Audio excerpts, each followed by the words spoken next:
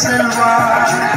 மறுகரையில் மன்னன் மாளிகையில் மகிழ்வுடனே நாம் சேர்ந்திடுவோம். மறுகரையில் மன்னன் மாளிகை. என் தாயனை பாவத்தில் கர்ப்பம் கரித்தால் நான் தூக்கிலிருந்து விடுவானேன் என்று சங்கீதக்காரன் சொல்லுகிறார். அப்போ அந்த துர்துருட்டு அழிக்கிறதுல ஆதரவு என்ன பண்ணாரு, இந்த ஓய்வு நாளை நமக்கு கொடுத்திருக்கிறார். அது இஸ்ரவேலுக்கு மாத்திரம் அல்ல, அதை இஸ்ரவேலுக்கு மனுஷருக்கு கொடுத்தார். ஹல்லேலூயா. அது இஸ்ரவேலுக்கு அல்ல, அதை மனுஷருக்கு கொடுத்தார். ஹல்லேலூயா.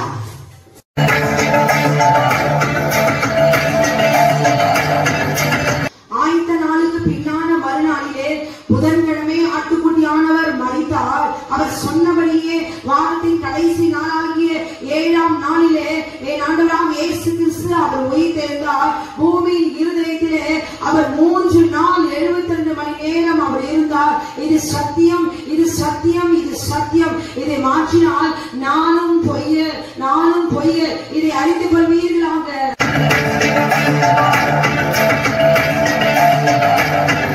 யாத்திராகமம் 32ஆம் அதிகாரத்திலே ஆசாரியன் ஆரோன் ஒரு பொன் கன்றுக்குட்டியை வாழ்வித்து நாளைக்கு கர்த்தருக்கு பண்டிகை சொன்னான். அதன் மூலமாக அவன் ஜனங்களை நிர்வாணமாக்கி இருந்தான். 3000 பேர் செத்து மடிந்தார்கள். இன்றைக்கும் ஆரோனை போல ஆசாரியத்தை பெற்றவர்களே, கிறிஸ்துமஸ் என்ற பொன் கன்றுக்குட்டி, நியூ இயர் என்ற பொன் கன்றுக்குட்டி, குட் ஃப்ரைடே என்ற பொன் கன்றுக்குட்டி, ஈஸ்டர் என்ற பொன் கன்றுக்குட்டி, சண்டே வொர்ஷிப் என்ற பொன் கன்றுக்குட்டி செய்து இது கர்த்தருக்கு பண்டிகை, இது கர்த்தருக்கு ஆராதனை என்று சொல்லுகிற ஆசாரியர்களே, அதிக ஆக்கினை அனுபவங்கள் அறிந்து மனம் திரும்புவீர்களாக.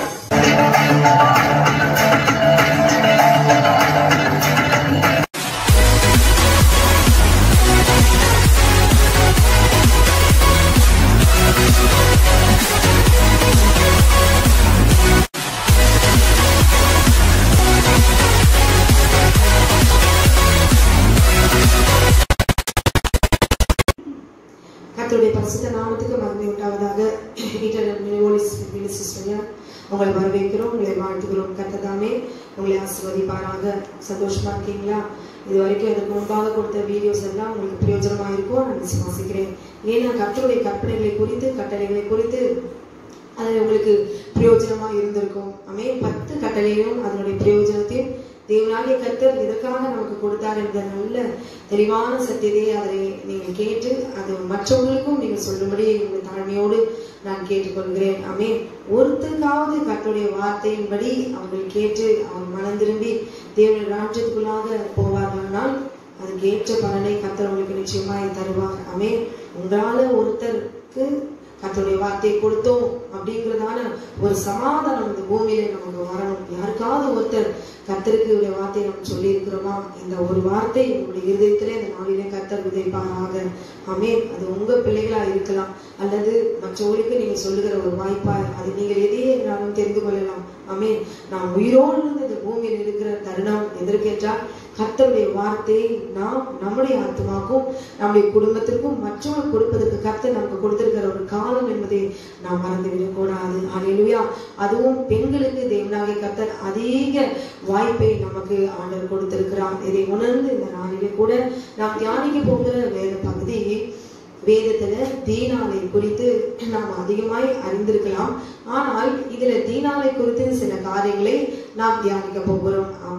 தீனாள் எப்படிப்பட்டவள் என்பது நமக்கு நன்றாக தெரியும். அதனால் தீனாலை தேவன் வெறுத்து விடவில்லை. அவளிடத்துல தேவனாகிய கர்த்தர் சொல்லுகிற காரியம் என்ன என்பதை இந்த நாளிலே நாம் தெரிந்து கொள்ளலாம்.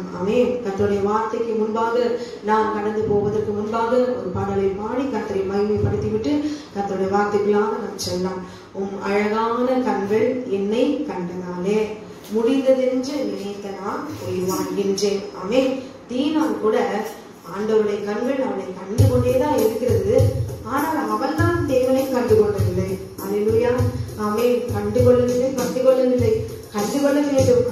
நாம் மனைவி, கணவன், பிள்ளைகளை தான் கண்டுகொண்டே இருக்கிறோம்.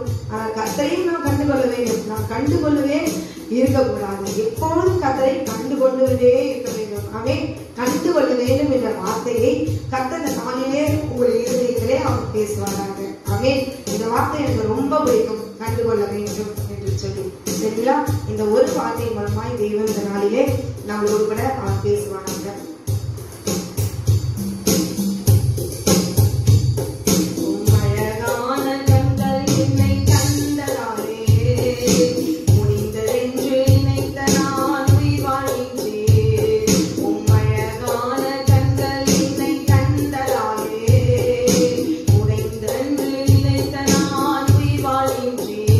யாரும் அறியாத என்னை நன்றாய் அறிந்து தேடி வந்த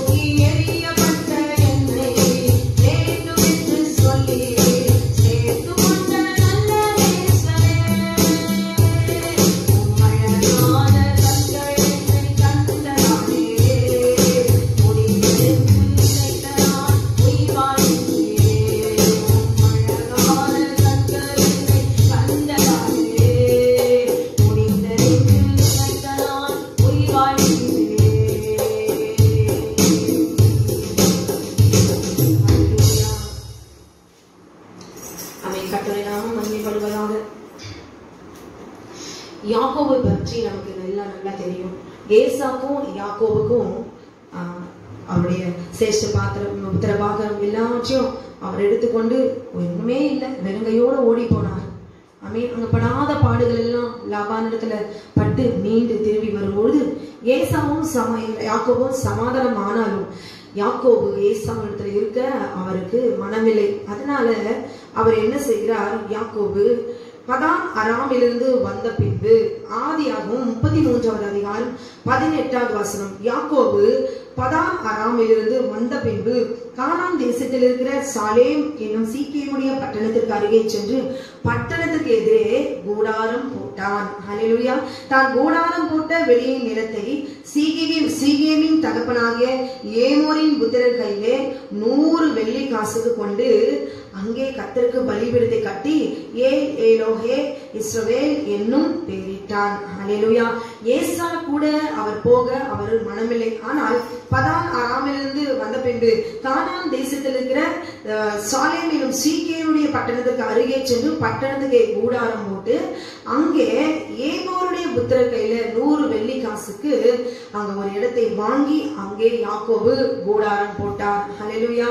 முதலாவது தேவனுடைய பிள்ளைகள் இருக்க வேண்டிய இடம், தேவனுடைய பிள்ளைகள் இருக்கிற இடத்தையோ அல்லது அதோட சுற்றி இருக்கிற எல்லாவற்றையும் பார்த்து விட்டுதான் என்ன செய்ய வேண்டும், நம்ம அங்க குடியிருக்க வேண்டும். ஏன்னா சில சமயம் ஞானம் இல்லாமல், சில சமயம் யோசிக்காமல் நம்ம என்ன செய்து விடுகிறோம், எங்க வேணாலும் நம்ம இருக்கலாம் என்று சொல்லி கர்த்தர் நம்மோடு கூட இருக்கிறார் என்று சில சமயம் ஞானம் இல்லாமல் செய்து விடுகிறதுனால நிம்மதி சமாதானத்தை எழுந்து அக்கம் பக்கம் இருக்கிற புறச்சாதியாருடைய பொறாமைகள், வன்கங்கள், வெள்ளி சூனிகள், மந்திர வல்லமையினாலே ஏவப்பட்டு பல பிரச்சனைகள் பாடுகளுக்குள்ளாக போக வேண்டிய சூழ்நிலை இந்த நாளிலே நாம் கண்கூடாய் பார்க்கிறோம். ஆனால் யாக்கோபு அப்பவே என்ன செய்யறாரு, அங்க கூடாரம் போட்டார். எங்க புறச்சாதியார் இருக்கிற இடத்துல அவர் 100 வெள்ளி காசு கொடுத்து அவர் கூடாரம் போட்டு குடும்பத்தோடு கூட அவ்வளவு கஷ்டப்பட்டு சேர்த்து அவ்வளோ சுதந்திரத்தை மீட்டு கொண்டு வந்து அங்க புறச்சாதியார் பணம்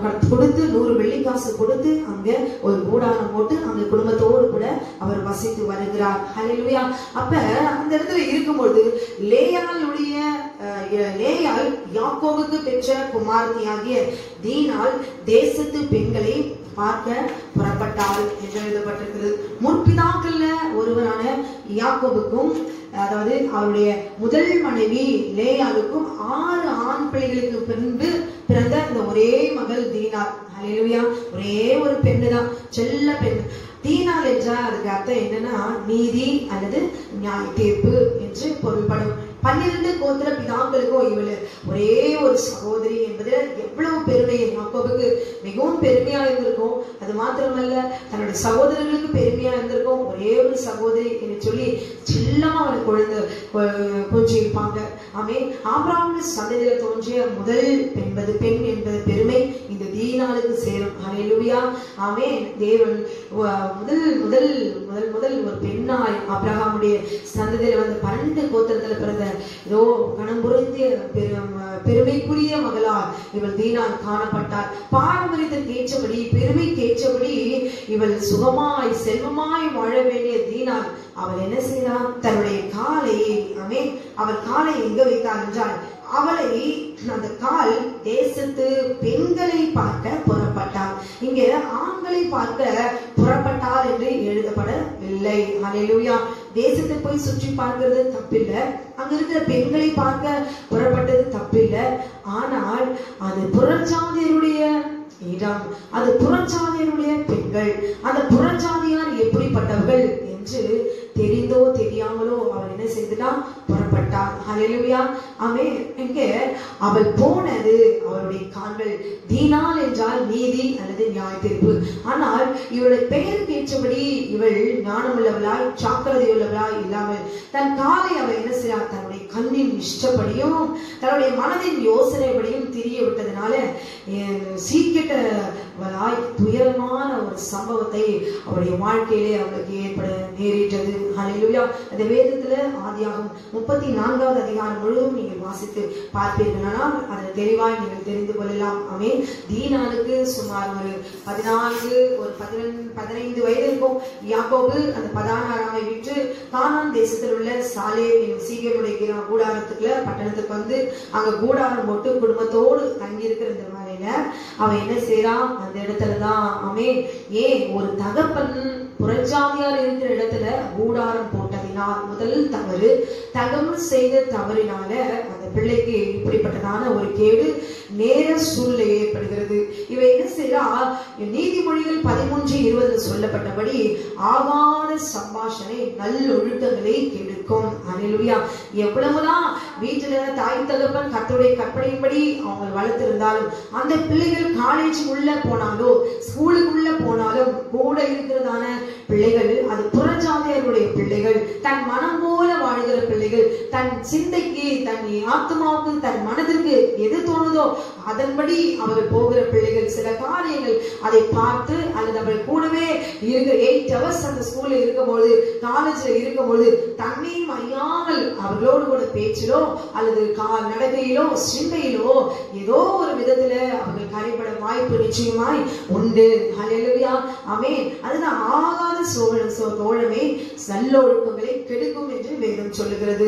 அதனால ஒவ்வொரு பெற்றெடுத்த பிள்ளைகளை, வாலிப பிள்ளைகள், சிறு பிள்ளைகள் ஆனாலும் எங்கிருந்து வெளியில வந்தாலும் பிள்ளைகளை நீங்க என்ன செய்யணும்? முழங்கால் படியிட்டு ஜெபிக்க வேணும். அந்த உள்ளே வந்திருக்கிறதான எல்லா கண்ணிகள், கட்டுகள், எந்த ஒரு பொல்லாத பிசாசனுடைய கிரிகள் எதுவானாலும் வீட்டுக்குள்ள வந்தவுடனே கைகளையும் கால்களையும் கழுவி முழங்கால் படிட்டு தன்னை முதலாவது அவர்கள் சுத்திகரித்துக் கொள்ள வேண்டும். ஹல்லேலூயா. இவள் என்ன செய்றா? போய் அந்த தேசத்துக்குள்ளாக போய் சுற்றி பார்க்க அவள் புறப்பட்டு விட்டாள். ஹல்லேலூயா. ஆமென். இங்க பார்க்கும்போது இந்த பதான் அராமிலிருந்து வந்து இந்த இடத்துல கூடாரம் போட்ட அந்த ஜாதிகள் ஏமோர் புத்திரர் எப்படிப்பட்டவர்கள் என்று பார்க்கும் பொழுது இந்த ஜனங்கள் கடவுளுடைய நம்பிக்கையற்றவர்கள்.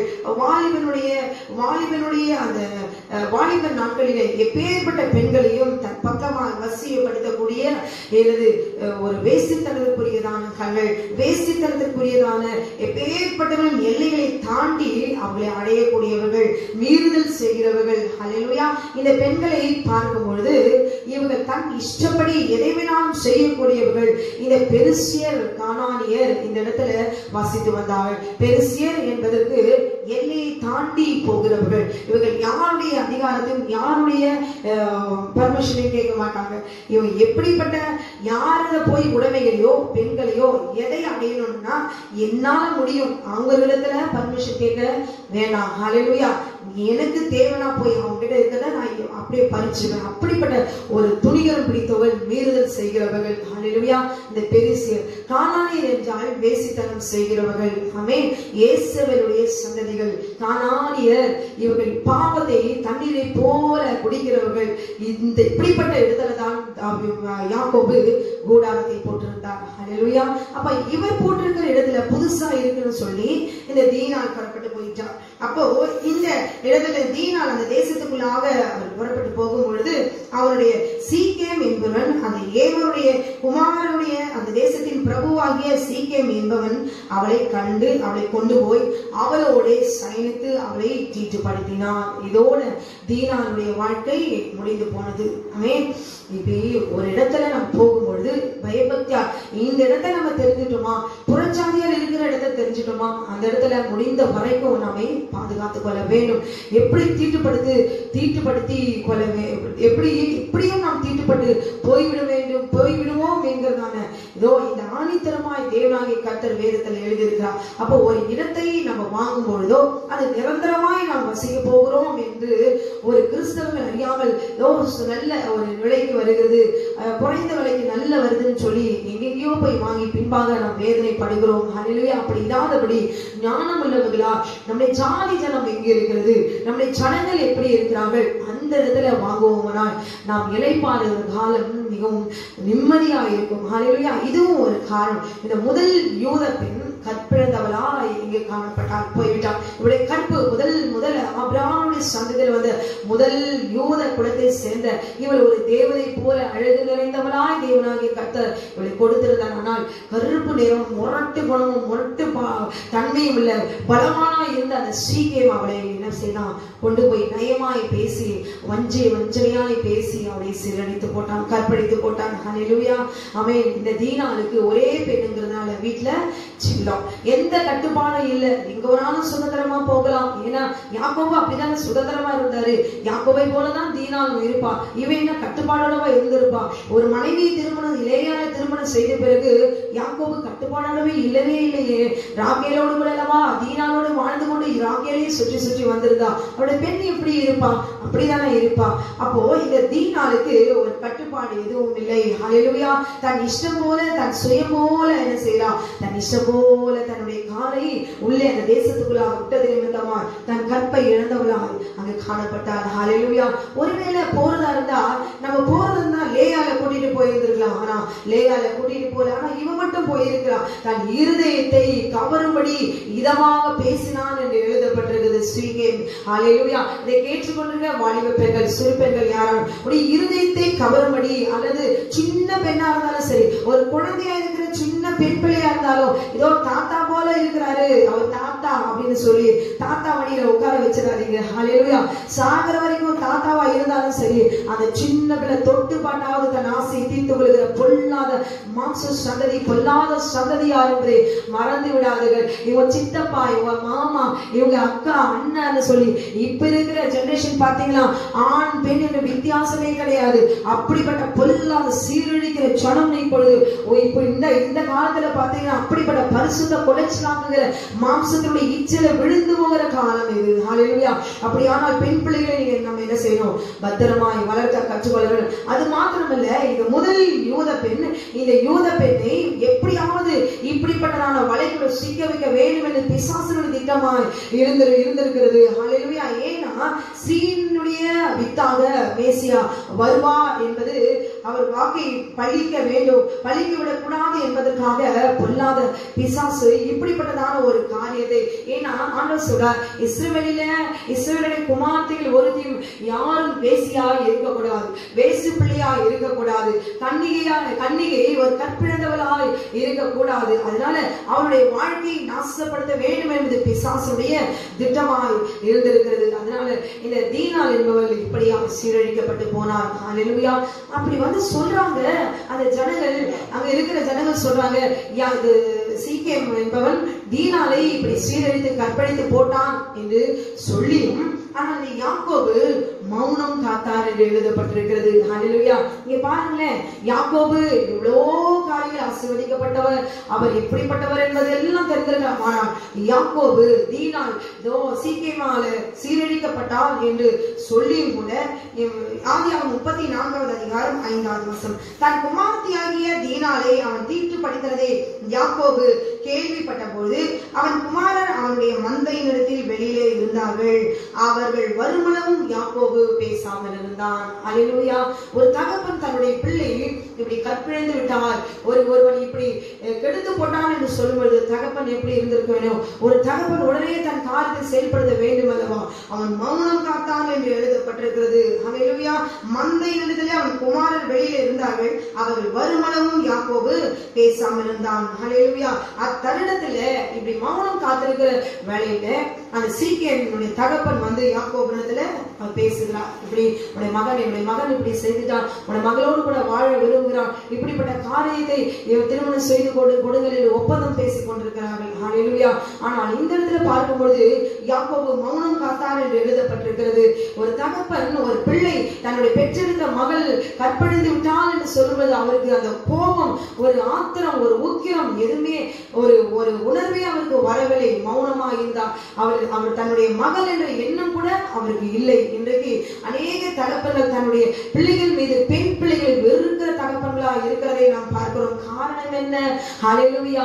உள்ளுக்குள்ளே இருக்கிறதான அந்த கசப்பு, பெண் பிள்ளைகள் மேல இருக்கிறதான வெறுப்பு, ஆமென். அப்படிப்பட்ட காரியம் இன்றைக்கு கூட நாங்கள் நாம் பார்க்கிறோம். பெண் பிள்ளைகள் என்றால் தகப்பனுக்கு ரொம்ப பிடிக்கும், எல்லாரும் சொல்லுவாங்க பார்க்கிறோம். ஆனால் யாக்கோபு தீனால் கற்பழிக்கப்பட்டால் என்று அறிந்தோம் அவர் அமைதியா இருந்தார். அதற்கு பின்பாக பார்க்கும் பொழுது யாக்கோபினுடைய குமாரர் அவங்க என்ன செய்யறாங்க, அவருடைய அண்ணங்கள் திரும்பி அந்த இடத்துல அவங்க திரும்பி வந்து இஸ்ரவேலில் இப்படிப்பட்ட மதிகெட்ட காரியத்தை செய்ததினால அவர் மனம் கொதித்து மிகவும் கோபம் கொண்டார்கள் என்று வாசிக்கிறோம். ஹல்லேலூயா. தன்னுடைய தங்கை இப்படிப்பட்டதான கற்பழிக்கப்பட்டவளா, இவள் ஒரே செல்ல மகள், தன்னுடைய சகோதரி இப்படி கற்பழிக்கப்பட்டாள் என்று அறிந்து மனம் கொதித்தது என்று எழுதப்பட்டிருக்கிறது. ஹல்லேலூயா.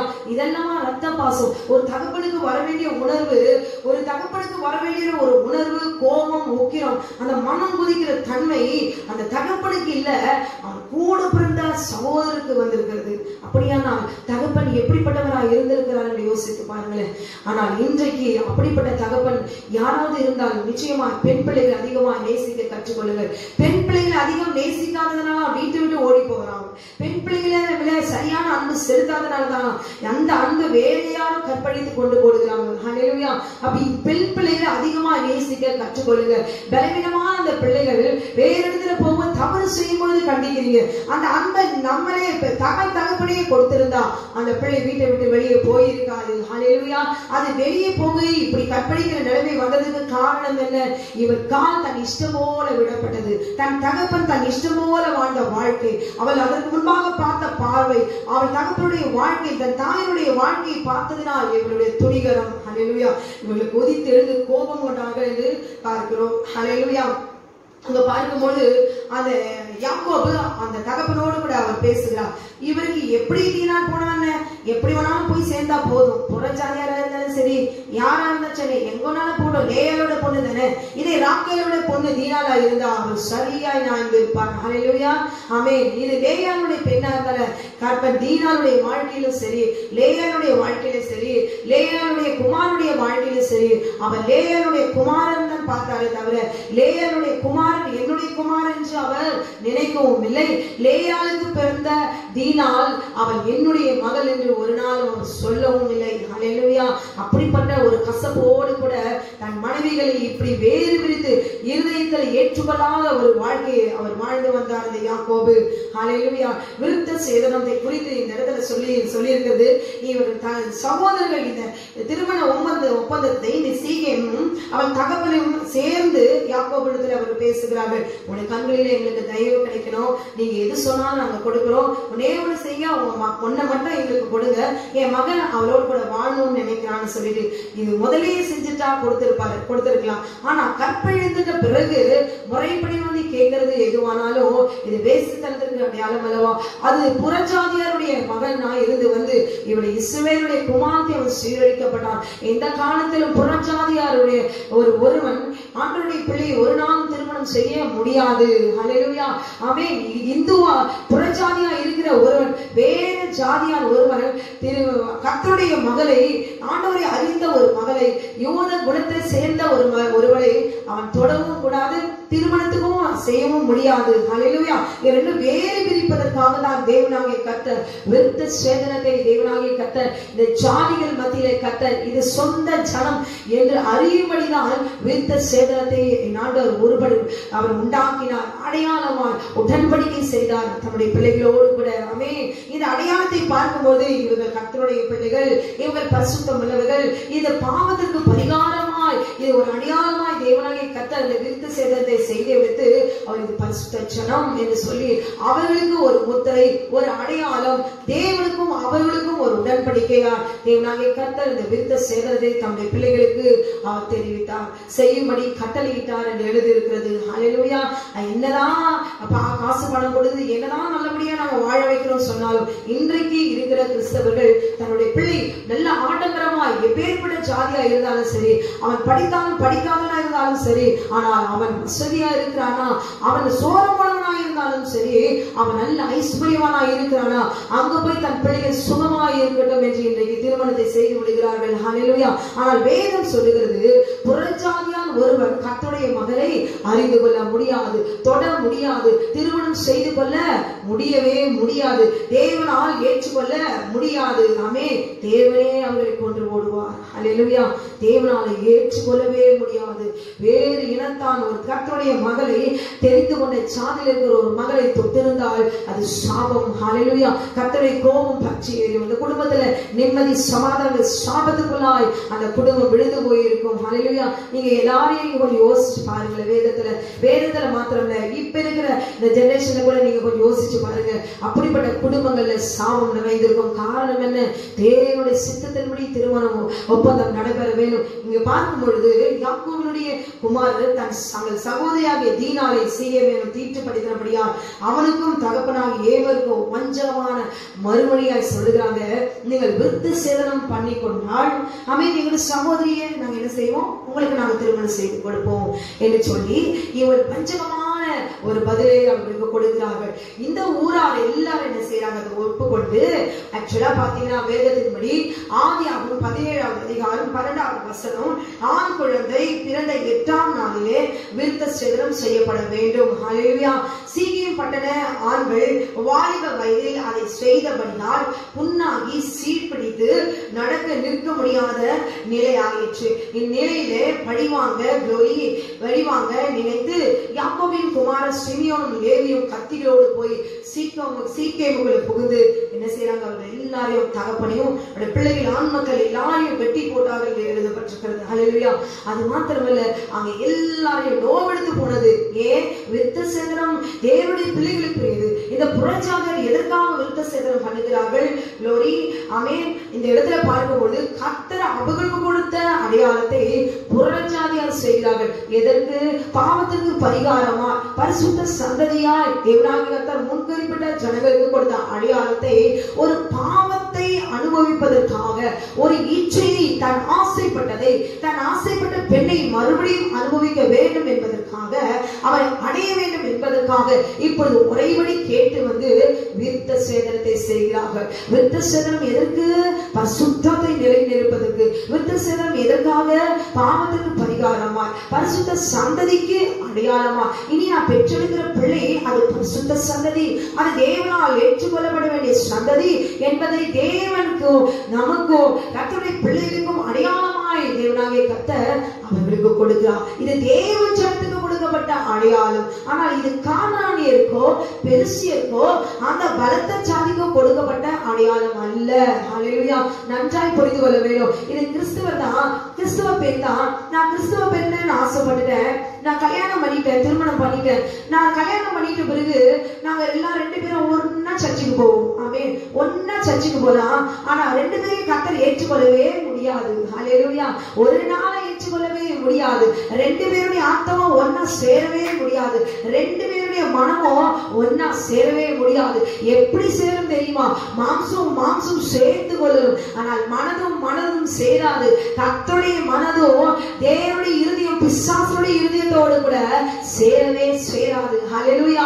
ஒருவேளை அப்படி திருமணம் செய்து கொள்ளலாம். ஆனால் திருமணம் செய்து கொண்ட பிறகு அவர்களால் தன் மனைவி என்கிற எண்ணம் அவர்களுக்கு இருக்கவே இருக்காது. ஹல்லேலூயா. மனைவி என்கிற இருதயம், எண்ணம், அன்பு இருக்கவே இருக்காது. திருமணத்துக்கு முன்பு இருந்த அந்த அன்பு, உனக்காக எதையுமே நான் செய்வேன், நீதான் என் உயிர், ஹல்லேலூயா, உனக்காக நான் எதையும் நான் விட்டுக் கொடுப்பேன், எதையும் செய்வேன், தாய் தகப்பனை துச்சமா நினைப்பேன் என்று சொல்லி துணிந்து அவர் இந்த பெண்ணை தெரிந்து கொண்டவர்கள் திருமணத்துக்கு பிறகு ஒரு நாளும் அது தன் மனைவி என்கிற அங்கீகாரமோ தன் மனைவி என்கிற அந்த எண்ணமோ அவர்களுக்கு வராது. ஹல்லேலூயா. ஆமென். காரணம் என்ன? அது வேசித்தன சந்ததி, அது வேசித்தன ஆவியால் ஏவப்பட்டு அது செய்த காரியம். அவளை கற்பழித்தது வேசித்தனத்தினால் நிரப்பப்பட்டவனா, வேசித்தனத்தை ஆவியினால் நிரப்பப்பட்டவனா தீனாலே கற்பழித்தான். ஹல்லேலூயா. நினைத்துக் கொள்ளுங்க, இவர் நன்வர், ரொம்ப நல்லவர், வல்லவர், பார்ப்பதற்கு அழகானவர், இவரை போல இவரை யாரும் பார்த்துக் கொள்ள முடியாது, இவருடைய அன்பு வெளியேற பெற்றது என்று சொல்லி திருமணத்துக்கு பிறகு அது வெளியேற பெற்ற அன்பு. நீங்க ஒரு காலனா இருக்கணும். ஹல்லேலூயா. நீங்க அடினா வாங்கணும். ஆமே. கற்பழித்து உங்களை அவ்வளவு கற்பழிக்கப்பட்டானே அவன் நல்லவனாய் இருந்தால் முறைப்படி பெண் கேட்டு வந்திருக்க வேண்டும் அல்லவா? ஆனால் கற்பழித்து விட்டு வந்து மறுபடியும் தேவ பிள்ளையை அழிக்க வேண்டும் என்று, சீரழிக்க வேண்டும் என்று முறைப்படி வந்து விருத்த சேதனம் செய்வதற்கும் தன்னை தரங்கட்டி இறங்கி வந்தவனாய் அந்த சீகேனுடைய சந்ததி அவன் தகப்பனும் கூட வந்தான் என்று எழுதப்பட்டிருக்கிறது. ஹல்லேலூயா. விருத்த சேதனம் என்றால் என்ன? எல்லாவற்றையும் புரிந்து கொள்ள வேண்டும். ஆமென். ஒரு ரத்தம் சிந்துதலாமல் பாவம் மன்னிப்பு கிடையாது. இன்றைக்கு காதலித்து விட்டார்கள், 2 பேரும் சேர்த்து விடலாம் என்று தாய் தகவல் தவறு செய்துவிட்டு அவர்களை திருமணம் செய்து விடுகிறார்கள். அப்படிப்பட்டவர்கள் இன்றைக்கு சமாதானமாய் நீங்கள் வாழ்கிறீர்களா? ஆமென். ஒருவேளை நீங்கள் காதலித்து நீங்கள் திருமணம் செய்து கொண்டவர்கள் இன்றைக்கு நீங்கள் சமாதானமாய் வாழ்கிறீர்களா? கர்த்தர் பார்க்கிறார். ஒரு நாளும் நீங்கள் சமாதானமாய் இருக்கவே முடியாது. சமாதானமாய் இருக்க வேண்டும் என்று நீங்களே நினைத்தாலும் வாழ்க்கையிலே சமாதானம் இருக்காது. பிள்ளையுடைய வாழ்க்கையிலே சமாதானம் இருக்காது. தேவன் உங்களை ஆசீர்வதித்தாலுடைய, தேவன் உங்களை அங்கீகரித்தாலுடைய, தேவன் உங்களை ஏற்றுக்கொண்டாலுடைய, தேவனுடைய பாவங்களை அவர் மன்னித்து விட்டேன் என்று சொன்னாலுடைய, தேவனுடைய குற்றங்களை அவர் மன்னித்தாலுடைய, அவரே இறங்கினாலுடைய, அவரே இரக்கம் காட்டினாலுடைய, உங்க பாவம், நீங்க செய்த பாவம் கர்த்தராலே ஒரு நாள் ஏற்றுக்கொள்ள முடியாது, அவர் மன்னிக்க முடியாது. காரணம் என்ன? அது பாவம், மகா பெரிய பாவம். அவர் வேசித்தனம் செய்திருக்கிறார்கள். ஹல்லேலூயா. காதல் என்பது என்ன? அது வேசித்தனம். காதல் என்பது என்ன? அது விபச்சாரம். காதல் என்பது என்ன? தேவனுக்கு விரோதமான பொல்லாத பாவம். அது எப்படிப்பட்ட பாவம்? மகா பெரிய பாவம். ஆமென். அப்படிப்பட்டவர் மீது கர்த்தருடைய உக்கிர கோபம் நிலை நிற்கும். ஹல்லேலூயா. அவர் கோபத்தை அவர்கள் மீது சொரிவதற்கு, அவர் கோபத்தை அவர் சத்துருக்களுக்கு என்று அவர் வைத்திருக்கிறேன் என்று கர்த்தர் சொல்லுகிறார். இதை கேட்டுக்கொண்டிருக்க அருமையான சகோதரியே, நான் காதலித்த ஒரு பெரிய பணக்காரர், சொத்துள்ள பாட்டி, அவர்கள் குடும்பத்துல போயிட்டா எந்த ஒரு பிரச்சனை இருக்காது. ஆமென். சுகமா இருக்கலாம். அப்படின்னு நீங்க போயிருக்கிறீங்களா? உங்க வாழ்க்கையில நிச்சயமாய் சமாதானம் இருக்காது. பிள்ளைகளுடைய குழந்தையை பெற்றிருக்கலாம். குழந்தையை பெற்றெடுத்த பிறகு உங்களுக்கு சமாதானம் இருக்காது, நிம்மதி இருக்காது. பணம் உங்களை ஆட்சி தேற்றலாம், ஆனால் உங்கள் ஆத்துமா நிம்மதி இருக்காது. ஹல்லேலூயா. ஆமென். ஆரம்பத்தில் நீங்க இருந்தது அன்பு கிடையாது. நீங்க தேவனுடைய சித்தத்தின்படி நீங்க சேரவில்லை. அது வேசித்தனத்தினால் கட்டப்பட்டது. அந்த வேசித்தனம் சுற்றி சுற்றி சுற்றி சுற்றி வந்து ஒன்று உங்களுடைய மாம்சத்தை சீரழிக்கும், அல்லது உங்களுடைய மாம்சத்தினாலே உங்களை அழிக்க பார்க்கும், அல்லது உங்களை விட்டு பிரிந்து போகும். ஆமென். இதை உணர்ந்து கொள்வீர்களானால் இன்றைக்கு விருத்த சேதனம் பண்ணப்பட வேண்டும். ஹல்லேலூயா. அவன் பாருங்களேன், அந்த பெண்ணை முறைப்படி கேட்க வருகிறான். முதல்ல நல்லவனா இருந்தா, நீ முறைப்படி வந்து கேட்டிருந்தா யாக்கோபு கொடுத்திருக்கலாம். ஏன்னா கூடாரம் போட்டவருக்கு இது கொடுப்பதற்கு பெரிய விஷயம் அல்ல. வசிக்கிறதுக்கே அவர் கூடாரம் போட்டார். அவர்களிடத்துல 100 வெள்ளி காசு கொடுத்து, ஆனால் பெண்ணை அவர் நிச்சயமாய் அவர் கொடுத்திருப்பார். ஆனால் இவர்கள் செய்த காரியம் தேவனால் ஏற்றுக்கொள்ள முடியாது. விருத்த சேதனம் என்பது என்ன? தேவனுடைய பரிசுத்த சந்ததிக்கு அடையாளமாய் கொடுக்கப்பட்டது. அது சுத்திகரிக்கப்பட்ட சனம், அது தெரிந்து கொள்ளப்பட்ட சனம், அது கீழ்ப்பிடித்த சனம். ஆமென். பாவத்தை சிந்தி பரிகாரமாய் தேவனால் ஏற்றுக்கொள்ளப்பட்ட சனம் என்று விளங்கிக் கொள்ளும்படி அவர்களுக்கு யாக்கோபுடைய சந்ததிக்கு கொடுக்கப்பட்ட அடையாளம். ஹல்லேலூயா. ஆமென். எப்படிப்பட்ட அந்த பெண்ணுக்காக எதுவினாலும் செய்வேன் வந்து விருத்த சேதனத்தையும் செய்து விடுத்தார்கள். 3ஆம் நாளில் நோவெடுத்து கொண்டது. ஹல்லேலூயா. நோவெடுத்து கொண்ட பொழுது அவர்கள் எல்லாரும் பட்டினாலே கொஞ்சம் போட்டார்கள். எல்லா ஊரையில் இருக்கிற பொருள், அவருடைய குழந்தைகள், ஸ்திரீகள் எல்லாவற்றையும் சிறைபிடித்துக் கொண்டு வந்துட்டாங்க. ஆமென். மனம் சோர்ந்து யாக்கோபு இதை கேட்டு பார்த்த உடனே, ஆமென், கற்பழித்து போனபோது இந்த யாக்கோபை குறித்து ஒன்றுமே சொல்லல. ஆனா இந்த காரியத்தை போய் அவருடைய பிள்ளைகள், தன் சகோதரி இப்படிப்பட்டவளாய் இவளை மாற்றி இருக்கிறார்களே, இப்படி கற்பழித்து போட்டாங்களே, மனம் கொதித்து போய் 3ஆம் நாள் நோவெடுத்துக் கொண்டு அவர்களை பட்டயத்தால் வெட்டி போட்ட பிறகு யாக்கோபை குறித்து எழுதப்பட்டிருக்கிறது. யாக்கோபு மிகவும் மனம் சோர்ந்து சஞ்சலமும் வருத்தமும் அடைந்தான். ஏன் உனக்கு சஞ்சலம்? ஏன் உனக்கு வருத்தம்? ஒரு பெண் இப்படி கற்பழிக்கப்பட்ட தேசத்துல அவங்க சிறையா இருக்கிறா, அப்போ வேதனை இல்லை. ஏன் இப்படி பண்ணீங்கன்னு கேட்க தெரியல. அந்த ஜாதியை பார்த்து, அந்த ஜனத்தை பார்த்து, ஏன்பா நீ முதல்ல வந்து கேட்டிருந்தா நான் உன்னை நல்லபடியா பேசிருப்பேன், என் மகளை குறித்து நான் கொடுக்கறனா இல்லையாரு, இப்படி என் மகளை இப்படி சீரழித்து போட்டீங்கன்னு சொல்லி பலான கணத்துல 2 அடையும் விடல. இப்ப அங்க போய் இந்த பிள்ளைங்க அவர்களை வெட்டி போட்டதுக்கு இது யாக்கோபு செஞ்சிருக்கணும். அவங்க பிள்ளைங்க போய் செய்யறத பார்த்து இவருக்கு எப்படி ஆயிடுச்சா? மிகவும் மனம் சோர்ந்து சலிப்பும் சஞ்சலம் வருத்தமும் அடைந்தானாம். ஆமென். எதை விதைக்கிறோமோ அதை அறுப்போம். எதை இப்ப அறுக்கிறோமோ 40 வருஷம் பிறகு அறுப்போம். இப்ப அறுக்கிறத மறுநாள் கூட அறுக்கிற மாதிரி இப்ப கட்ட செய்கிறார். ஹல்லேலூயா. ஆமென். காரணம் என்ன? யாக்கோபு விதைத்தது இப்ப இந்த 12 பிள்ளைகளிடத்துல பார்க்கிறான். தன் பிள்ளைகளிடத்துல பார்த்தும் இன்னும் உணர்வடைய மனம் சோர்ந்து சஞ்சலமும் வருத்தமாய் காணப்பட்டார். ஹல்லேலூயா. ஏன்? இதுக்கு முன்னாடி ஒரு நல்ல தகப்பனா நீங்க செய்திருக்கணும் இல்ல, அந்த ஜாதி ஜனத்தை போய் கொண்டு போட்டிருக்கணும் இல்ல, கேட்டிருக்கணும்ல ஒரு வார்த்தையாவது. ஒரு வார்த்தையும் கேட்கல. ஞான் மக்கள் இப்படிப்பட்ட காரியத்தை இவர் செய்த பிறகு இவர் மிகவும் சோர்ந்து போனார் என்று சொல்லி எழுதப்பட்டிருக்கிறது. ஹல்லேலூயா. இப்படி தீனால் இவர் ஒரே ஒரு பெண்ணால ஒரு ஊரே அந்த பட்டணமே அழிந்து போனது.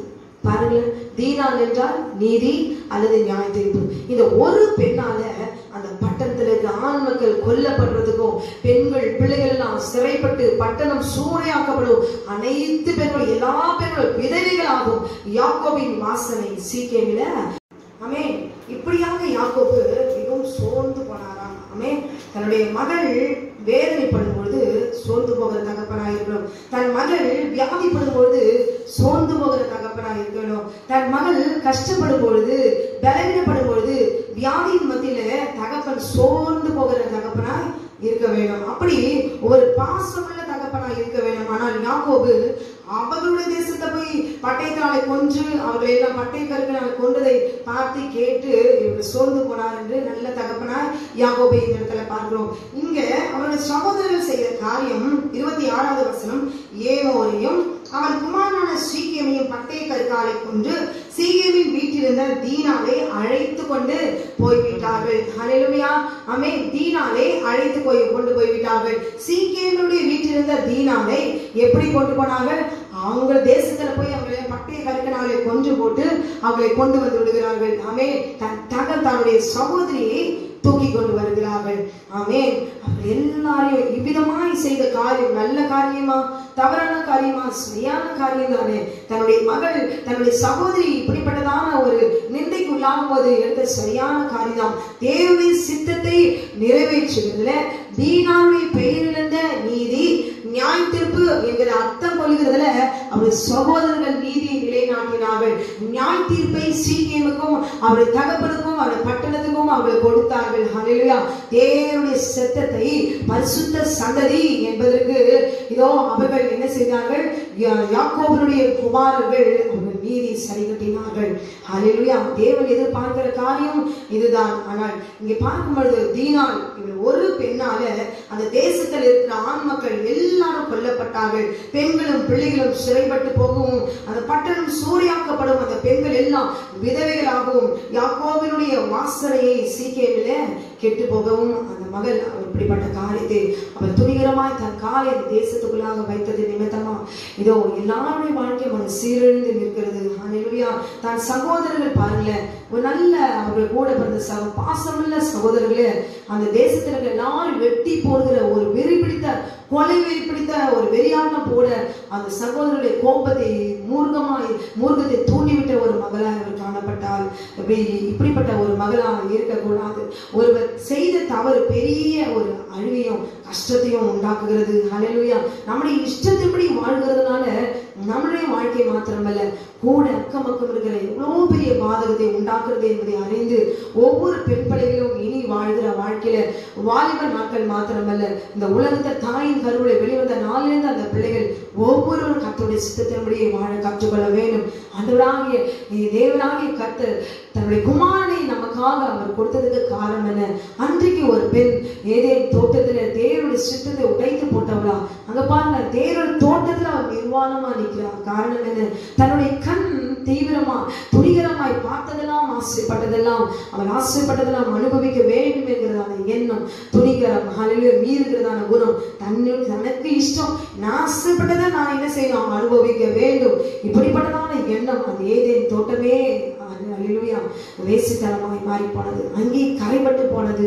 தேவன் இருக்கிற இடமல்லவா? தேவன் வீட்டுக்கிற இடம், தேவனுடைய கூடாரம், தேவன் தங்குற இடம், தேவனுடைய சந்திக்கிற இடம், அந்த இடமே கரைபட்டு போயிருக்குது. எதனால? ஒரு ஒரு பெண்ணால ஒரு பாவம் உள்ளே வந்தா அது எத்தனை பாதகத்தை உண்டாக்குறது. அவள் மாத்திரம் செய்துவிட்டு போகிறவளா இருந்தால் பரவாயில்லை. இதோ இன்றைக்கு வரைக்கும் அந்த பாவத்தை விட முடியாதபடிக்கு எத்தனை பெண்களும் எத்தனை ஆண்களும் ஆமே விட முடியாதபடி தவிக்கிறார்கள். ஆமே போதிக்கிறதுக்கு இது பாவம் என்று சொல்வதற்கு கூட பயமறிந்த போதகர்கள், இதை சொல்வதற்கு கூட இது பாவம், இதுதான் பாவம் என்று சொல்வதற்கு கூட தைரியம் இல்லை. இது கர்த்தர் சொல்லுகிறார், நான் இல்லை, இது கர்த்தர் எழுதியிருக்கிறார், இதுதான் பாவம், இதுதான் விபச்சாரம், இதுதான் வேசித்தனம் என்று சொல்வதற்கு கூட தேவனுடைய வார்த்தை உண்மையாய் சொல்வதற்கு கூட தைரியம் இல்லை. ஹல்லேலூயா. ஆனால் பெயரிலே பாஸ்டர், பெயரிலே இத்தனை பட்டங்கள். ஆமே நாம் தைரியமாய் உண்மை ஆசாரியனுடைய வாயிலே கர்த்தருடைய வேதத்தை தேடுவார்களே அவன் கர்த்தருடைய தூதன் என்று எழுதப்பட்டிருக்கிறது அல்லவா. ஹல்லேலூயா. இருக்கிறதை உள்ளதை உள்ளதென்றும் இல்லதை இல்லதென்றும் சொல்லுங்கள், இதில் மிஞ்சினது தீவினால் உண்டாயிருக்கும். கர்த்தர் பார்த்துக் கொள்வார். கர்த்தர் சொல்லுகிறதை சொல்லுவது முதலாவது ஊழியத்திற்கு சொல்லுவதற்கு தைரியம் வர வேண்டும். மற்ற நம்முடைய பெற்றெடுத்த பிள்ளைகளுக்கு உண்மையை சொல்வதற்கு கடமை வர வேண்டும். நமக்கு அதுக்கு பொறுப்புணர்ச்சி வர வேண்டும். ஐயோ இது பாவம், ஒரு குடும்பத்துக்கு முன்னால நம்ம இது பாவம் சொல்லிட்டா சர்ச்சுக்கு வர மாட்டாங்க. இதுதான் பாவம், ஏமான ஆதாமும் ஏமான நிர்மாணம் வேதியின் தோட்டத்துல வந்ததுன்னு சொல்லிட்டா இதோ கணவன் மனைவி உறவு தேய்ந்து போயிடும், குடும்பம் அப்படி பிரிந்து விடும். இப்படி சொல்லி நீங்க ஏன் பயப்படுறீங்க? அது அவங்க பயப்படணும். அவங்களே பயப்படல, போதிக்கிறது நமக்கு என்ன பயம்? கர்த்தர் நமக்கு பட்டயத்தை கொடுத்திருக்கிறார். இங்க பாருங்க, அவருடைய தீனானுடைய சகோதரர் தேவனுடைய நீதி சரி கட்டினார்கள். அவன் செய்த விருத்தசனம் செய்வதற்கு அவன் எவ்வளவு துணிகரமாய் மறுபடியும் வேசித்தனம் செய்வதற்கு அவன் இறங்கி வந்தான். கீழ்த்தரமானவன், புறஞ்சாதிய சிந்தை அப்படிப்பட்டது. தேவனுடைய பிள்ளை எப்படியாவது அனுபவிக்க வேண்டும் என்பதற்காக, பரிசுத்தத்தை அழிக்க வேண்டும் என்பதற்காக, பரிசுத்த சங்கதி அழிக்க வேண்டும் என்பதற்காக தேவனுடைய சித்தத்துக்குள்ளாக அவன் இறங்கி கட்டளைக்கு கீழ்ப்படிந்து வருகிறான். பாருங்க, விருத்த சேதனம் பண்ணி கொண்டார்கள். ஆனால் தேவனுடைய சித்தம் 3ஆம் நாள் நோவெடுத்தது. எல்லாரையும் பட்டினால் கருவிக்கு வெட்டி போட்டார்கள் என்று எழுதப்பட்டிருக்கிறது. ஹல்லேலூயா. இதுதான் புறஞ்சாதியார். இதை புரிந்து கொள்ள வேண்டும். தேவனுடைய சித்தம், தேவனுடைய பிள்ளைகள் யார், தேவனுடைய அறியாதவர்கள் யார் என்று அறிந்து அவருடைய சுபாவம் எப்படிப்பட்டது என்பதை அறிந்து அந்த ஜாதிகள் எப்பொழுதும் வேசித்தனம் எண்ணங்கள், எதை பார்த்தாலும் இச்சை, தன் இஷ்டம் போல வாழ்கிற எண்ணமுடையவர்கள். அவர்களிடத்துல பணம் இருக்கும், பலம் இருக்கும், ஆள் பலம் இருக்கும், கூடப்பத்தோட ஒரு மனம் இருக்கும். ஒரு பெண்ணை கற்பழித்தாலும் கூடி சேர்ந்து அந்த பெண்ணை வெட்டி போடுவாங்க. ஹல்லேலூயா. தான் செய்த தவறு இருக்குது, அவருக்கு நல்ல சிந்தை இருக்காது. தன் சாதி ஜனம் என்ற ஒரு மனம் இருக்கும். ஒருவன் நன்மை உள்ளவனாய் இருப்பான், ஒரு நீதி உள்ளவனாய் இருப்பான். அந்த ஜாதி ஜனமே ஒன்று சேர்ந்து அநியாயம் ஒன்று சேர்ந்து ஒரு நீதியை கொன்று போடுகிற ஜாதி. ஹல்லேலூயா. ஒரு அநியாயத்துக்காக நீதியை கொன்று போடும்.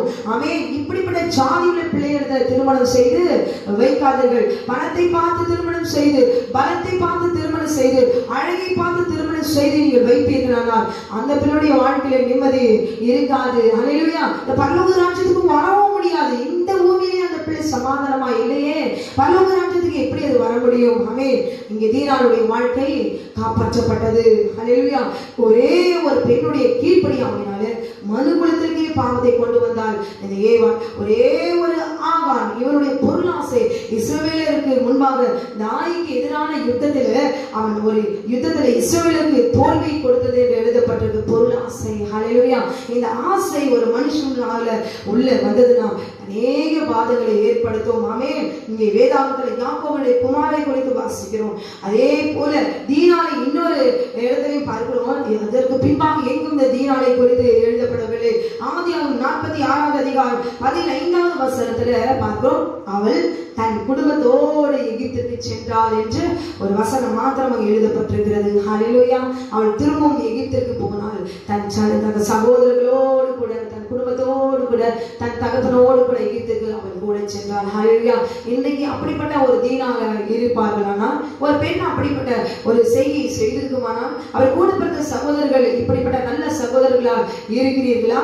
அடித்து கொன்று போட்டு கழுத்து மேல கால வைத்து அடித்து நொறுக்கி துன்பப்படுத்தி, ஆமே இந்த சகோதரி வெளியில அப்படிப்பட்ட பாவத்தை செய்துவிட்டு வீட்டுக்குள்ள வந்து அந்த பிள்ளையை போட்டு அடிப்பான். ஆமே இந்த ஆண்கள் மாத்திரம் இப்படிப்பட்ட கேடான காரியங்களை செய்வதற்கு அதிகாரம். ஆனால் பெண் பிள்ளைகள் இப்படிப்பட்ட இப்படிப்பட்ட பாவத்தை செய்யும் போது நாமே இப்படிப்பட்ட பாவத்தை செய்திருக்கிறோம் என்கிற உணர்வற்று போய் அந்த பெண் பிள்ளையின் மேலே அடித்து சித்திரவதை செய்து தினம் தினம் அந்த பிள்ளையின் முகத்துல காலை உணர்ந்து செய்த தவறை சொல்லி சொல்லி சொல்லி கற்பை இழந்ததை விட அந்த பிள்ளையை அடித்து கொன்று வாயினாலே வார்த்தையினாலே சீரழித்து போடுகிறார்கள். நிம்மதி இல்லாதபடிக்கு வீட்டிலேயே வாழ முடியவில்லை, வெளியிலும் வாழ முடியவில்லை, எங்காவது ஓடி போயிட்டாங்க என்று சொல்லி ஓடி போகிற எத்தனையோ பேர்கள் உண்டு. இதை கேட்டுக்கொண்டிருக்கிற அருமையான சகோதரி சகோதரி, ஒருவேளை உடைய சகோதரி இப்படிப்பட்ட ஒரு தீனாலை போல இருக்குமானால் இருப்பானால் உங்களை அன்பினாலே நீங்கள் ஆதரியுங்கள், அவளை அரவணைத்துக் கொள்ளுங்க. அண்ணன் நான் இருக்கிறேன், அமேன், கர்த்தராகிய ஆண்டவராகிய இயேசு கிறிஸ்து ரத்தம் உங்களை சுத்திகரிக்கும் என்று சொல்லி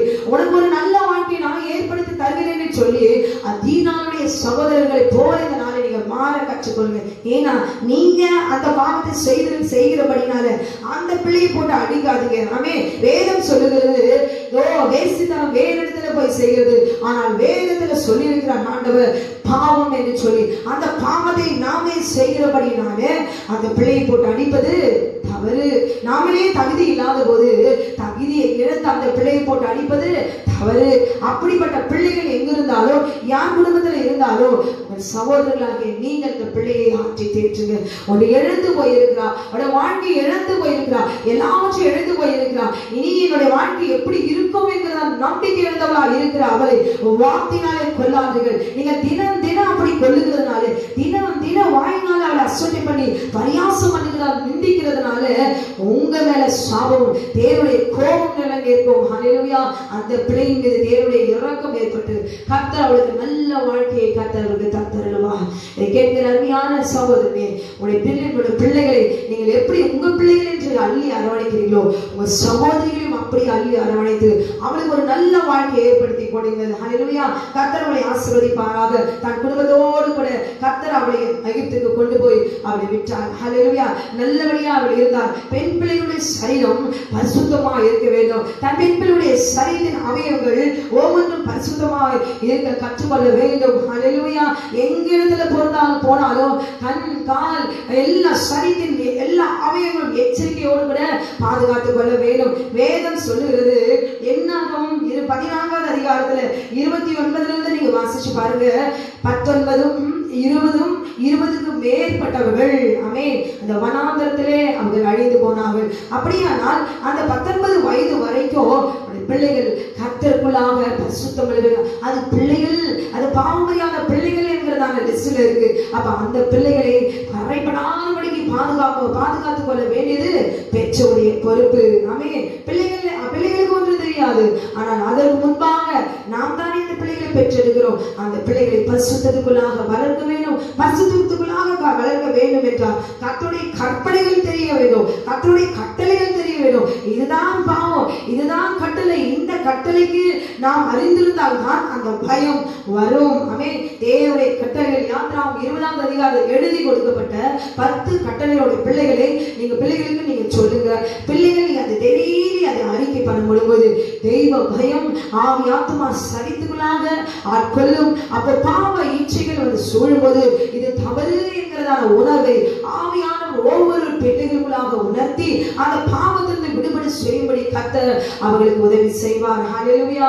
ஆமென். நீதிமொழிகள் 29வது அதிகாரம் 15வது வசனத்துல சொல்லப்பட்டிருக்கிறது, தன் இஷ்டத்திற்கு விடப்பட்ட பிள்ளையோ தன் தாய்க்கு வெட்கத்தை உண்டு பண்ணுகிறார். ஆமென். ஒரே ஒரு குழந்தை, உனக்கு நீ எது கேட்டாலும் நான் வாங்கி தரேன், உன் இஷ்டப்படி எப்படி நீ கண்ணிலிருந்து ஒரு சொட்டு கனி வரக்கூடாது, உனக்காக அம்மா நான் எது வேணாலும் நான் செய்வேன் என்று சொல்லுகிறீங்களா, நீங்க ஏமாந்து போவீர்கள், நீங்கள் வெட்கப்பட்டு போவீர்கள். என் அம்மா எனக்காக எதையும் அவள் செய்கிறவள் என்று பெயர் வரக்கூடாது. கர்த்தருக்காக எதையும் அவள் செய்வாள், கர்த்தருக்காக எதையும் அவள் தன்னையே கொடுப்பாள் என்கிறதான ஒரு வளர்ப்புகளாக அவள் வளர்க்க கற்றுக்கொள்ள வேண்டும். ஹல்லேலூயா. கர்த்தருக்கு பயப்படுகிற பயம் கண்டிப்பிலும் நல்லொழுக்கத்திலும் பிள்ளைகளுடைய பிள்ளைகள் வளர்க்கப்படாவிட்டால் அது நிரந்தரமான நிந்தையில கொண்டு போய்விடும். ஹல்லேலூயா என்பதை நீங்க மறந்து விடாதீர்கள். ஒரே ஒரு பிள்ளை தான், உங்க கூடயே வச்சுக்கோங்க. யார் வீட்டிலும் தங்க விடாதீங்க. யார் வயதானவங்க தானேன்னு சொல்லி அவர் பக்கத்துல உட்கார்ந்து விடாதீங்க. மாம்ச சிந்தை மரணம், ஆவி சிந்தை ஜீவனும் சமாதானமாம் என்று எழுதப்பட்டிருக்கிறது. ஹல்லேலூயா. ஆண்டவராகிய இயேசு கிறிஸ்து நம்முடைய தேவனாகிய கர்த்தர் நமக்காக அவர் தந்த ரத்தம் சிந்தி மத்தேயு 15வது அதிகாரத்தில் சொல்லுகிறது, வாய்க்குள்ள போகிறதெல்லாம் என்னது நம்ம தீட்டுப்படுத்தாது, தம்முடைய இருதயத்திலிருந்து வருகிறதுதான் நம்ம தீட்டுப்படுத்தும் என்று வேதம் சொல்லுகிறது. ஹல்லேலூயா. ஆண்டவர் சொல்றார் எரேமியா 4வது அதிகாரம் 4வது வசனத்துல, யூதா மனுஷரே, எருசலேமின் குடிகளே, உங்கள் கிரியைகளுடைய பொல்லாப்பு நிமித்தம் என் உக்கிரம் அக்கினி போல எழும்பி, எப்படி உங்களுடைய கிரியைகளின் நிமித்தம் பொல்லாப்பு நிமித்தம் என் உக்கிரம் அக்கினி போல எழும்பி அவிப்பார் இல்லாமல் எரியாதபடிக்கு நீங்கள் கர்த்தருக்கென்று உங்களை விருத்த சேதனம் பண்ணி உங்கள் இருதயத்தின் நுனித்தோலை நீக்கி போடுங்கள். ஹல்லேலூயா. உங்களை விருத்த சேதனம் பண்ணி கொள்ளுங்கள். இன்னைக்கு அந்த மாம்சத்துல பண்ண விருத்த சேதனம் இனி செல்லாது. உங்களுடைய இருதயத்தை என்ன பண்ணுங்க, நுனித்தோல விருத்த சேதனம் பண்ணி கொள்ளுங்கள். கடையில வாங்கி கொண்டுகிற கறியை கூட மேல இருக்கிற தோலை எடுத்துட்டு தான் நீங்க சாப்பிடுறீங்க. எதுக்கு? நம்ம நல்லா இருக்கணும். அதுல இருக்கிற ஃபேட் நமக்கு என்ன செய்யணும், சீக்கிரமா நமக்கு ஜீவன் ஆயுசு நாட்கள் இல்ல, சீக்கிரமா போய் சேர்ந்துருவோம். அந்த ஸ்கின்னை ரிமூவ் பண்ணிட்டு தான் அந்த கறியை கூட சமைச்சு சாப்பிடுறோம். அதுல இருக்கிற ஞானம் நமக்கு ஒரு மாம்சம், நம்முடைய ஜீவன் நல்லா இருக்கணுங்கிறதுக்காக நமக்கு நல்ல ஞானத்தோடு கூட நம்ம செயல்படுகிறோமே. அப்படியானால் நாம் பரிசுத்த சிந்தையில பரிசுத்தத்தோடு கூட நித்திய ஜீவனை சுதந்திரத்து கொள்ள வேண்டும் என்றால் நம்முடைய இருதயத்தின் நுனித்தோலை நம்ம என்ன செய்ய வேண்டும், நீக்கி போடுங்கள் என்று ஆண்டவர் சொல்லுகிறார். ஆமென். ஏதோ ஒரு பெண் தீனால் போல ஏதோ கெட்டு போயிட்டா, அது 10 பேருக்கு போய் அப்படியே போய் சொல்றீங்களா, இந்த பொண்ணு பத்தி தெரியுமா, இது எப்படி இருந்துச்சு தெரியுமா, இன்னைக்கு எப்படிப்பட்ட வாழ்க்கை இருக்கு பாரு, அப்படி 4 பேருக்கு போய் சொல்லி அதை அப்படியே ஊழியம் செய்றீங்களா, 4 பேருக்கு சொல்லிட்டீங்களா, ஆமென். அப்படி நீங்க சொன்னீங்கன்னா படு பாதகத்துல விழுந்து போவீங்க. கர்த்தர் உங்களையும் அது போல ஒரு பள்ளத்துல தள்ளி அவரே பார்த்து நகைப்பார் என்று எழுதப்பட்டிருக்கிறது. ஹல்லேலூயா. நீதிமொழிகள் 1வது அதிகாரத்தை எடுத்து வாசிச்சு பாருங்க. அவருக்கு விரோதமான பாவத்தை செய்வீர்கள், அவர் உங்களை தள்ளி அவரை நகைப்பார் என்று எழுதப்பட்டிருக்கிறது. ஹல்லேலூயா. ஆமென். அப்படியானால் யார் இப்படிப்பட்ட தள்ளப்பட்டா இருந்தாலும் ஏதோ ஒரு விதத்துல சூழ்நிலை பாவம் செய்திருக்கிறார்கள். ஹல்லேலூயா. பாவம் தான். இது மகா பெரிய பாவம். இது இப்படிப்பட்ட பெரிய பாவம் என்றல்ல. ஒரு பாவம் என்றால் அது பாவம் தான். அதுக்கு நியாய தீர்ப்பு தான், நிரந்தரம் தான். அது பாவம், அதுக்கு வேறு மாற்று எதுவுமே வழி கிடையாது. அதனால இப்படிப்பட்டதான பிள்ளைகள் யாரா இருந்தாலும் நீங்கள் கவலைப்படாதீர்கள். தேவனாகிய கர்த்தர் சொல்லுகிறார், நீங்க மாம்சத்துல சொன்னபடி நீ விருத்த சேதனம் பண்றது நீ தயாரா இருக்கிற, ஆனா விருத்த சேதனம் பண்ணிட்டு என்ன செய்யற, போய் பாகாலோடு கூட வேசித்தனம் செய்யே, ஆலயத்துல உட்கார்ந்து கொண்டு நீ எனக்காக நீ கட்டளையின்படி தூபம் சொல்லி பரிசுத்த சத்துக்குள்ளாக வந்து சாட்சி சந்நிதிக்கு முன்பாக பெட்டிக்கு முன்பாக வந்து இவ்வளோ ஆசாரியன் போல எல்லாரும் பாவத்தை நிமித்தி செய்கிற ஆசாரியனே, நீ உள்ள போய் பின்னாடி என்ன செய்யற, பாவாலோடு கூட விக்கிரகத்தோடு கூட தூபம் காட்டி என்ன செய்யற, வேசித்தனம் செய்யற. நியாயமா? உன் இருதயத்தை நுனித்தோல நீக்கி போடு. புறஜாதியோட பெண்களோடு கானானியுடைய பெண்களோடு கூட வேசித்தனம் செய்கிறாயே, அந்த ஜாதியோட அக்கிரமத்தை நான் விசாரிப்பேன், அந்த ஜாதியில் செய்கிற அக்கிரமத்தை நீங்கள் செய்யக்கூடாது என்று ஆண்டவர் சொல்லுகிறார். ஹல்லேலூயா. அப்படிப்பட்டவர்கள் தான் கானானுக்குள்ளாக போக முடியும். கானானிடத்துல போய் 100 வெள்ளி காசு கொடுத்து அங்க கூடாரம் போட முடியாது. கானானிடத்துல பொண்ணு நல்லா இருக்கு, கானானிடத்துல நல்ல பலமுள்ளவனா இருக்கிறான், இவன் நல்லா வாழ வைப்பான்னு சொல்லி கானானுடைய பையனை பார்த்து திருமணம் செய்யக்கூடாது. கானானிடத்துல பாவத்தை விலக்கி போட்டு நான் சரித்து விருத்த சேதனம் பண்ணிக்கொள்வேன் என்று பரிசுத்த சிந்தையோடு கூட நீங்கள் சுத்திகரித்தால் உடைய பரம கானானிடத்துல சரி, இந்த பூமியிலும் கானானுடைய வாழ்க்கை, கானான் தேசத்து வாழ்க்கையை வாழ முடியாது. இதை கேட்டுக்கொண்டிருக்கிற அருமையான சகோதரி, உடைய வாழ்க்கையை நீங்க கரைப்படுத்தி இருக்கலாம், ஏதோ ஒரு விதத்துல நீங்க தீட்டுப்பட்டிருக்கலாம், அல்லது கற்பை இழந்து நிற்கலாம். கவலைப்படாதீர்கள். தேவனாகிய கர்த்தர் சொல்லிக் கொண்டேதான் இருப்பார்கள். ஏனால் அவர்கள் மகா பரிசுத்தமானவர்கள். ஹல்லேலூயா. அவர்கள் அந்த பாவத்தை தான் செய்து கொண்டிருக்கிறார்கள். உங்களுடைய இருதயத்தை தேற்றிக் கொள்ளுங்கள். அதனால இந்த பாவத்தை செய்கிறேன் சொல்லவில்லை, இந்த பாவத்தை செய்தவர்களுக்கு தேவனாகிய ரத்தம் சிந்திருக்கிறார். ஹல்லேலூயா. மத்தேயு 15வது அதிகாரம் சொல்லப்பட்டபடி இருதயத்திலிருந்து வருகிற அக்கிரம சிந்தைகளை நீக்கி போட்டு ஆண்டவரோடு கூட இருக்கிறார்கள் சொல்லி இருதயத்தை சமாதானத்துக்குள்ளாக தேற்ற கற்றுக்கொள்ளுங்கள். அவர் எகிப்து தேசத்துக்குள்ளாக குடும்பத்தோடு கூட புறப்பட்டு போனார். அவளுக்கு என்று ஒரு வாழ்க்கை தீனாளுக்கு ஏற்படுத்தி கொடுத்த நல்ல சகோதரிகளை போல இந்த நாளில கூட சிறைப்பட்டு போய் கரைப்பட்டு போய் வேதனையோடு கூட ஏதோ ஒரு சூழ்நிலையில உங்களுடைய வாழ்க்கையை நீங்கள் இழந்து போயிருக்கலாம், கற்பை இழந்து போயிருக்கலாம். இனி என்னுடைய வாழ்க்கை எப்படிப்பட்டதோ என்று சொல்லி அங்கலாய் போடு கூட இதோ இனி நான் எப்படி வாழ்வேன் என்று சொல்லி துகைத்துக் கொண்டிருக்கிறீர்களா? உங்களுடைய வாழ்க்கையை பார்த்து உங்களுடைய சகோதரர்கள் பரியாசம் பண்ணுகிறார்களா? உங்களுடைய தாய் தகப்பனார் புறமே தூக்கி போட்டார்களா என்று சொல்லி நீங்கள் வேதனைப்பட்டுக் கொண்டிருக்கலாம். ஆனால் கர்த்தர் உங்களை பார்க்கிற தேவன். இன்றைக்கு செய்த தவறை அறிக்கையிட்டு முன்போல் இருந்த வாழ்க்கைப்படி நான் இனி வாழ மாட்டேன் என்று சொல்லி என்னுடைய ஆவியாத்மா சரீரத்தை ஆண்டவருக்கு என்று ஒப்பு கொடுக்கிறேன் என்று சொல்லி பரிசுத்தத்துக்கு ஒப்பு கொடுக்கிறேன் என்று சொல்லி உங்களை தேவனுக்கு அர்ப்பணிப்பீர்களா? அப்படி அர்ப்பணிப்பீர்களானால் தேவனாகிய கர்த்தர் உங்களை தேற்றி ஆற்றி உங்களுக்கு ஒரு நல்ல வாழ்க்கையை கர்த்தர் கொடுப்பார். ஒன்று மாற்று தெரிந்து கொள்ளுங்கள். இப்படிப்பட்டவர்கள் கர்த்தருக்கு உங்களை முற்றிலுமாய் அர்ப்பணிப்பதே மிகவும் நல்லது. மறுபடியும் ஒரு மாம்ச வாழ்க்கைக்குள்ளாக போய் மறுபடியும் கரைபடுவதை விட கர்த்தருக்காகவே வாழ்வது அது உத்தமம். கர்த்தருக்காகவே உங்களுடைய சரீரம் வாழ்வது அது உத்தமம். கர்த்தருக்காகவே உங்களுடைய சரீரம் வாழ்வது உத்தமம் உத்தமம். ஏனால் தீனார் என்றால் நீதி நியாயத்திற்கு இனி கரைபட்டது போதும், இனி என் ஆவியாத்மா சரீரம் கர்த்தருக்கு கொடுப்பேன் என்று சொல்லி நீங்கள் கர்த்தருக்கு வாழ உங்களை கற்றுக்கொள்ளுங்கள். ஏனென்றால் இந்த பூமியில வாழ்கிற வாழ்க்கை கணவர் ஜீவனை கொடுக்கிறவர். எப்படி உங்களுக்கு நல்ல ட்ரெஸ், நல்ல சாரி, நல்ல சாப்பாடு, நல்ல போய் வர ஷாப்பிங் எல்லாவற்றுக்கும் சந்தோஷத்தை கொடுக்கிறவர், ஜீவனை கொடுக்கிறவர். எங்கே? இந்த கானானில ஜீவனை கொடுக்கிறவர் இதோ உங்களுக்கு என்று கொடுக்கப்பட்ட கிறிஸ்து. ஹல்லேலூயா!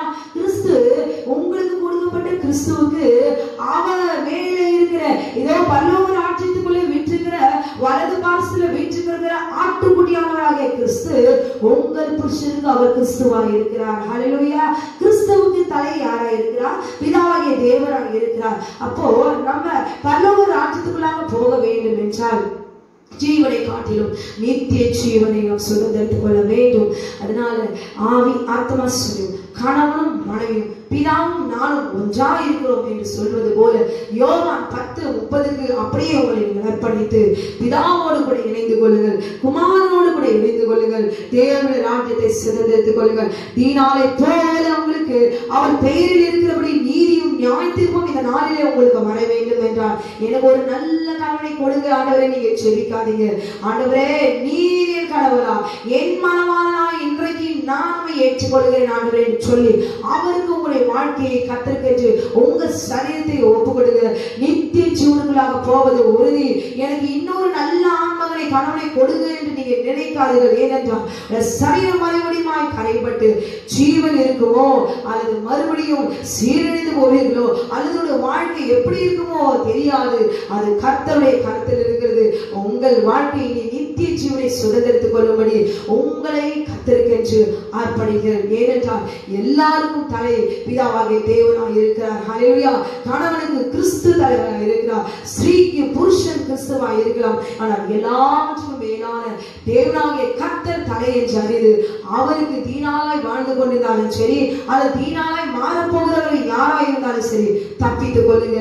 எந்த ஒரு புறஜாதியாருடைய மகனை நீங்கள் உங்களை ஆசைப்பட்டு நீங்கள் திருமணம் செய்ய இருந்தாலோ அல்லது செய்ய போகிறவர்களா இருந்தாலோ இப்பொழுதே அதை உடன்படிக்கையை முறித்து போடுங்கள். ஹல்லேலூயா! விலகி போய்விடுங்கள், ஓடி போய்விடுங்கள். ஆமென். கர்த்தர் அதை ஆசீர்வதிப்பார், கர்த்தர் உங்களை ஆசீர்வதிப்பார். ஆமென். பாளையத்துக்கு புறம்பாக்கி போட்டார்களே அவரே, அதுபோல உங்களை புறம்பாக்கி போடுவார்கள். தேவனாகிய கர்த்தருக்குள்ளாக அடங்கி இருக்கும்படி அவருடைய பலத்த கருத்துக்குள்ளாக இந்த நாளிலே இப்ப கூட நாளைக்கு திருமணம் செய்கிற நிலைமை இருந்தாலும் சரி அவன் ஒரு புறஜாதியான் என்று இருப்பானால் இப்பொழுதே புறடன்படிக்கையை முறித்து போட்டுவிட்டு தேவனுடைய கருத்துக்குள்ளாக போய்விடுங்கள். கர்த்தர் உங்களுக்கு நல்ல வாழ்க்கை அவர் வைத்திருக்கிறார். ஹல்லேலூயா! கர்த்தர் உங்களை ஆசீர்வதிப்பாராக. தீனான் என்றால் நீதி, தீனான் என்றால் நியாயத்திற்கு அவருடைய பெயரில் இருக்கிறபடியே அவருடைய வாழ்க்கையில் நீதி வந்ததா? அநீதி வந்தது. நியாயத்திற்கு வந்ததா? நியாயத்திற்கு வந்தது. என்ன வந்தது? ஒரு சரீரமே சீரழிந்து போனது, கற்பிழந்தது, கற்பை இழந்ததா? ஒரு தடவை இழந்துட்டா மறுபடியும் கற்புள்ளவள் என்ற பெயரை வாங்கவே முடியாது. மரியாதை போல அந்த கற்பை இன்னும் பரிசுத்தமாக்கி கொள்ள உங்களை தேவனுக்கு அடிமையாய் ஒப்புக்கொடுங்க. ஹல்லேலூயா! அவர் அநீதியை பெற்றுக்கொண்டார், நியாயத்தை பெற்றுக்கொண்டார். தீனான் என்ற பெயர் கேட்டபடி நீதி சரிகட்டுகிற தேவனிடத்துல உங்களுடைய வாழ்க்கையை ஏற்படுத்திக் கொள்ளுங்கள். ஹல்லேலூயா! பரிசுத்தத்திற்கு உங்களை ஒப்புக்கொடுங்க. கர்த்தர் உங்களை மனவாட்டியா அவர் உங்களை சுகந்த வாசனையார்களை ஏற்றுக்கொள்வார். கர்த்தர் நாமே உங்களை ஆசீர்வதிப்பாராக. இந்த சத்தியம் உங்களுக்கு பிரயோஜனமாக இருக்கும் என்று நான் விசுவாசிக்கிறேன். நீங்கள் மற்றவர்களை இப்படிப்பட்ட தீனங்கள் இருப்பார்கள் ஆற்றி தேடுங்க. அவருடைய கர்த்தருக்கு என்று அவங்களை பயன்படுத்துங்க, ஆதரிங்க. கர்த்தர் உங்களை ஆசீர்வதிப்பாராக. ஆமென், ஆமென்.